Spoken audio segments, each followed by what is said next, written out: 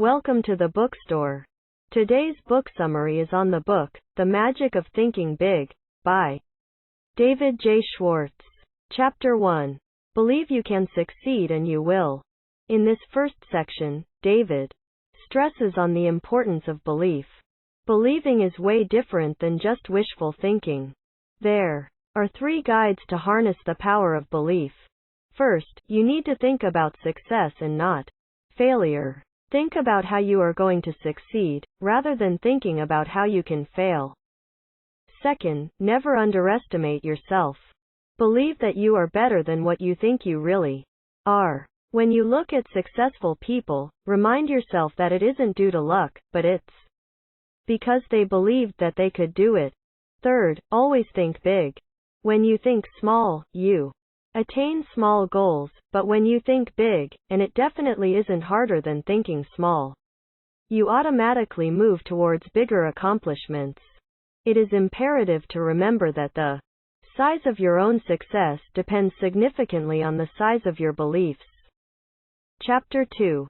Cure yourself of Excusitis, the failure disease.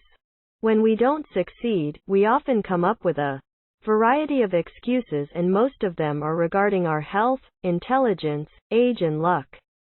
David states that this is akin to a disease and has termed it Excusitis.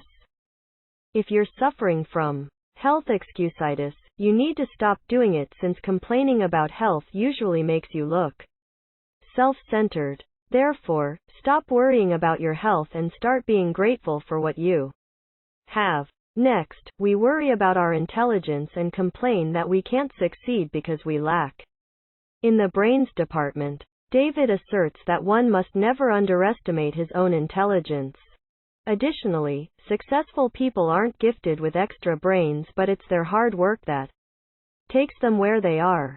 Thirdly, people often give excuses about their age and complain that they are too old to start anything. However, this is not true. If you're 30 years old, you have at least 80% of your best years ahead of you, so stop thinking about your age and take advantage of your intelligence. If you're 50 or 60, you have plenty of time to realize your goals. The limit is you, not your age. Lastly, people complain about their bad luck when they fail in their endeavors. The difference between a successful and a mediocre person is that a successful person learns from his mistakes, whereas a mediocre person fails to learn and repeats his mistakes. There's no luck involved here. Instead of wasting your time on wishful thinking, concentrate on developing qualities that are likely to make you win. Chapter 3. Build confidence and destroy fear. In this chapter, David talks about fear. Fear is a factor that prevents an individual from attaining riches and success. Action, especially constructive action, is the best cure for fear. On the other hand, inaction breeds insecurities and strengthens fear, thereby destroying your confidence. It also gives way to indecisions and speculations, thereby delaying your path to success. In order to get rid of fear, one must only entertain positive thoughts and consequently shun negative thoughts. For instance, if you want to feel confident, you must act confident. Walk with your head held high, and make eye contact and smile when talking to people. Chapter 4. How to think big. David stresses the importance of never selling yourself short. Self-deprecation is terrible and will only aid you towards failure. Once you think that you are way better than what you have imagined and conquer self-deprecation, success will be easy. When you think in talk, use vocabulary that instills confidence, such as victory, happiness, winning and pleasure, instead of using words such as failure, grief and sorrow. Additionally, you have to stretch your thinking and vision and be able to imagine what can be, rather than merely seeing what is. Remember to value simple things and learn to respect others around you. David also says that it's imperative to focus only on big objectives. Many of us waste our time while getting involved in petty issues, but the moment we convince ourselves that it isn't worth it, things become easier. Chapter 5. How to Think and Dream Creatively.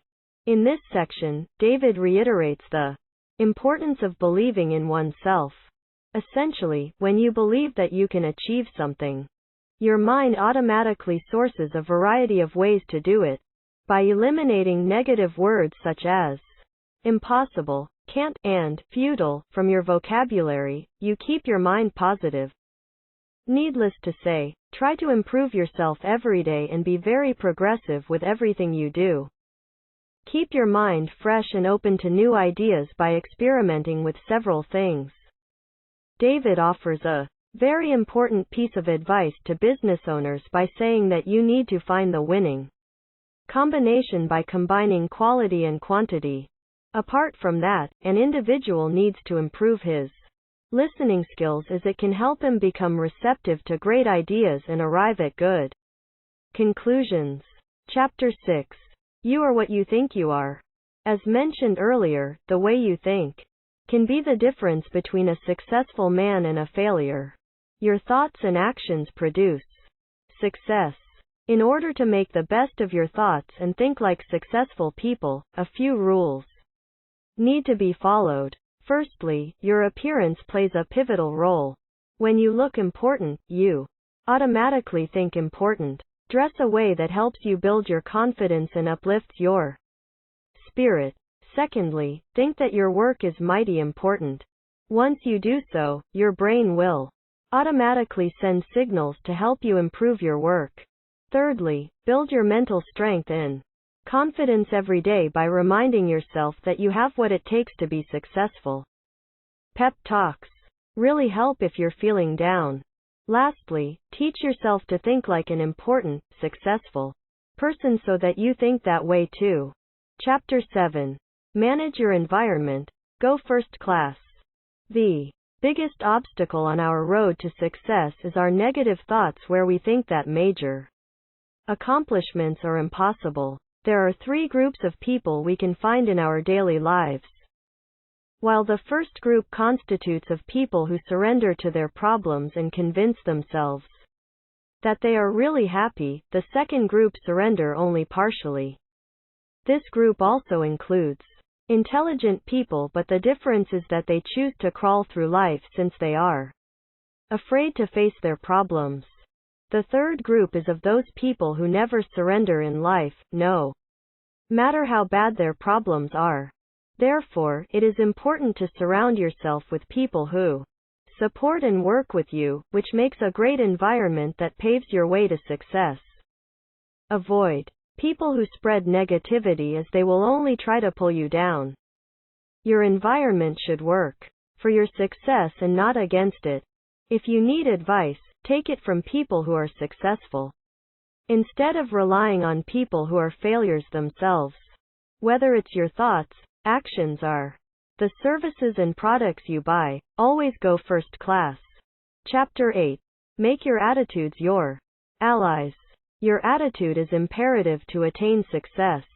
Needless to say, the results of anything you do are directly proportional to your attitude and effort.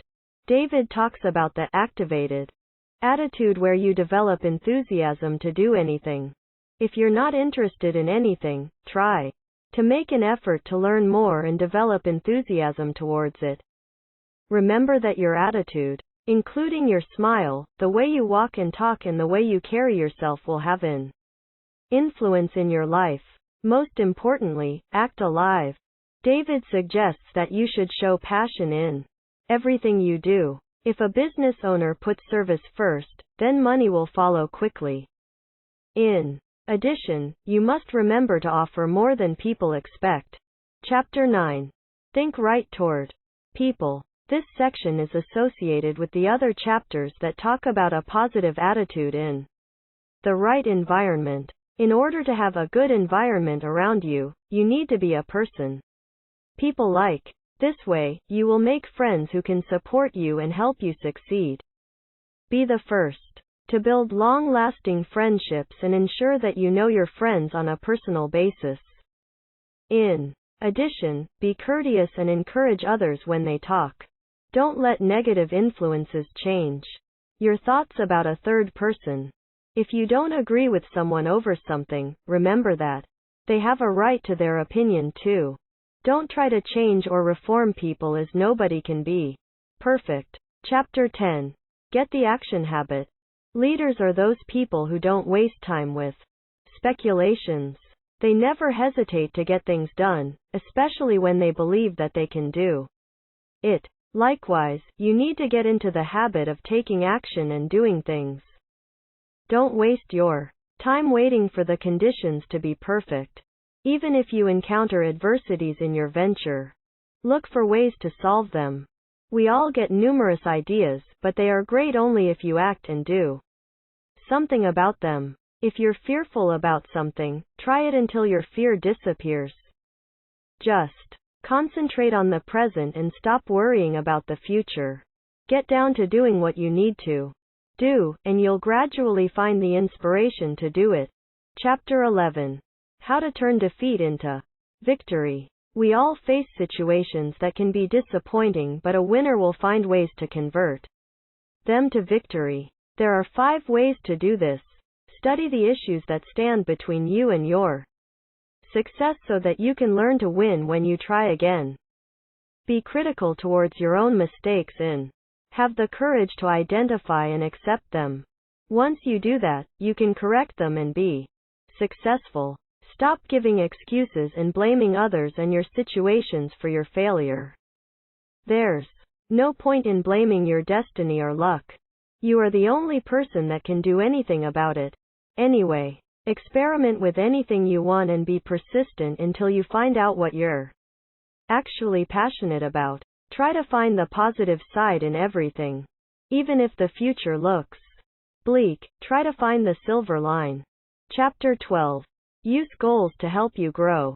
Be clear about where you want to proceed in your future. For instance, think about where you see yourself 10 years from the present day. Write out a plan and don't ignore it, since it will aid you to accomplish your dreams. Recognize your desires and put your best step forward to achieve everything you crave for. We only get one life, so don't squander it by wasting time. Ensure that you're focused about your important goals. Take it slow and one step at a time, because there's nothing wrong in going slow. Remember that your effort will pay every day as you inch towards your goals. Chapter 13. How to think like a leader. Surround yourself with people who are passionate about everything they do. If you start seeing things through their eyes, it's pretty easy to get them to do things. Think about how you can exchange roles with them. Most importantly, don't forget to be kind and human with the things you do. We often forget about the important things in life when it comes to money. But it's not necessary to stop being human in order to become wealthy. Try to improve anything you're doing and believe in your progress. As mentioned earlier, think first class and act like it. Also, take some time for yourself alone and unleash the power of your creativity. Great leaders often confer with themselves to arrive at the best conclusions or strategies for their businesses. So you must learn to do the same. So here we come to the end of this book summary. Thank you for listening to the bookstore. Make sure you hit that subscribe button and like the video. Later.